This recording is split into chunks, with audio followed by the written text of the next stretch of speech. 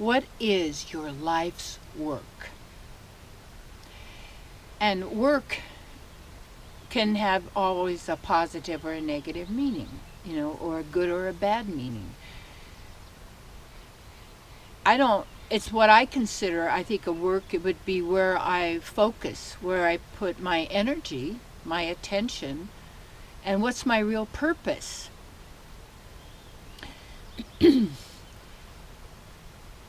And a purpose isn't something outside of yourself, but when I looked at what my purpose for my life and what it is, I am life. Life isn't something that happens to us. We are life. We are the life force. We're also eternity. It's called Sat-chit-ananda, vigraha. That's in Sanskrit, an ancient language of the spiritual world, that says that our nature is eternity, consciousness, and bliss. And we always have a form to express through. And so we've been taught all or nothing, black or white. It's just this or that way. And that something's better than nothing. Because if we were told in the beginning, that God created the heaven and the earth, this is recorded in the book of Genesis, and then said, let there be light, and called it good, does that mean then the dark is bad? See, this is how the mind analyzes it. Well, if that's good, then this must be bad because it has to have an opposite. Because this is a duality. And a duality is a place where people are fighting because it's that duality. And the way where we're harmonious is where we're in our hearts, recognizing our oneness and having that love affair we each have with our beloved within. And therefore we have no envy or jealousy because we wish all living entities well. In fact, what we work for is the welfare of all living entities, including, animal-bodied beings and plant-bodied beings and human-bodied beings, but that are eternal beings. So what is your life's work? So it goes back to, well, what is that purpose? And that would be, to me, the realization and activation of who I am in totality, whatever that is. And that the more we know about what we would call the supreme being, the absolute, what would be the ideal of that, we can recognize that and perceive that in nature, in loving relationships, in mothers and babies, loving fathers. We can experience that.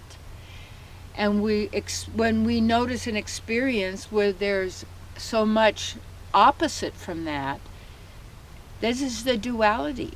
Some good, some bad, that keeps it going. So we have to get above that, where we are transcendental and we can witness it, but we don't take sides, because we don't need to take sides. You don't need to take the red or the blue pill. Really, that's you're offering me red and blue again? It's like saying in the Declaration of Independence, you have the right to life. Really? I am life. You're giving me a right to my physical body is all that I am? No. I am, my spiritual body is expressing now through right now. This is it. Yes, true. Life, and then liberty. Liberty is like a sailor who gets leave for the night on shore. No, you don't give me freedom. I don't have to declare that I'm getting these from somebody. This is who I am. And the pursuit of happiness, do you know that the more you run after happiness, the more miserable you are? So they're going to keep me running after the carrot, like a rabbit or a donkey. So we're agreeing to things, and you have to look at, what you're agreeing to, is that fit your life purpose? Why wouldn't you want the best that is possible for anyone? But we think the best must be out here with more stuff. No. Doesn't appear that way. And yet at the same time, the stuff is needed for our expression here in some level.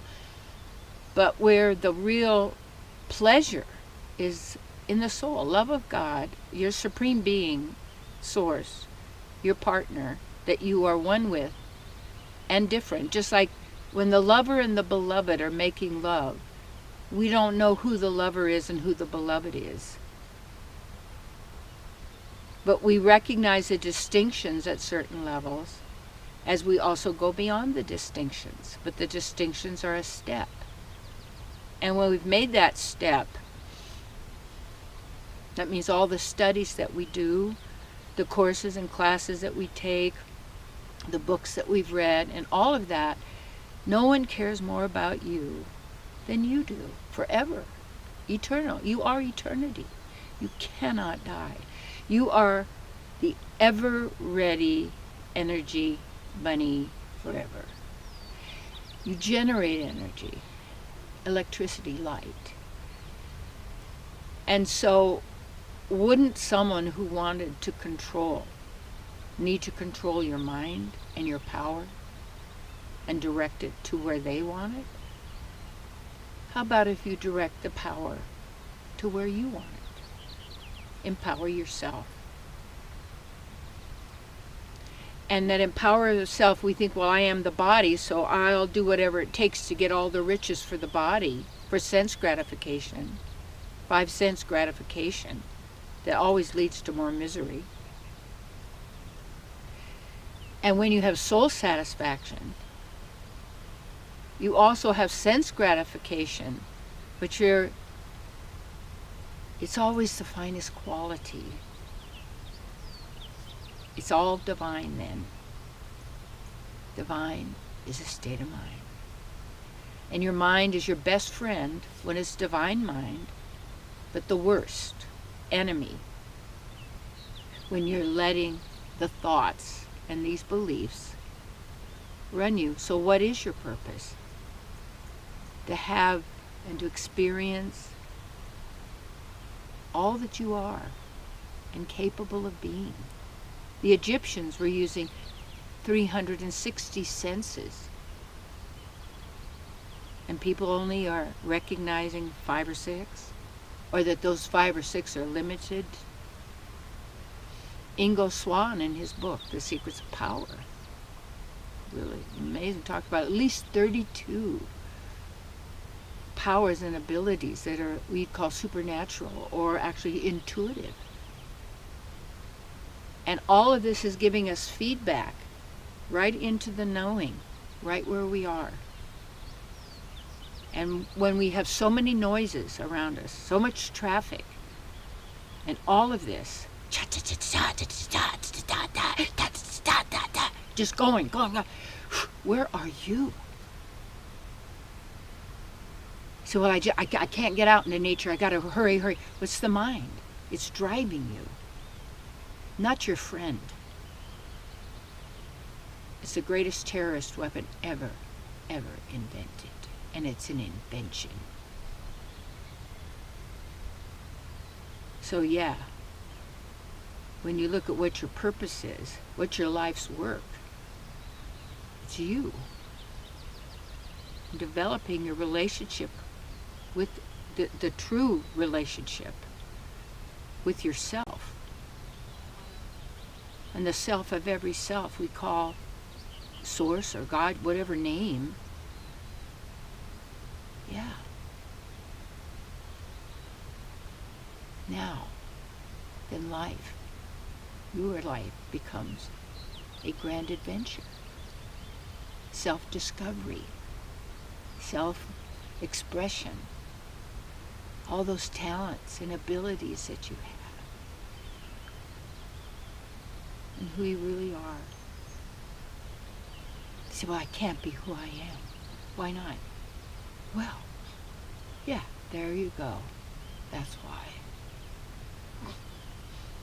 One thing I'm so grateful for, I've always put my spiritual life as first.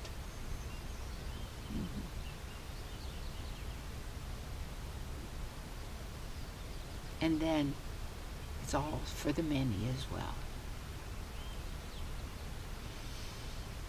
Your life's work is to be happy, to be you to the full, to be beautiful.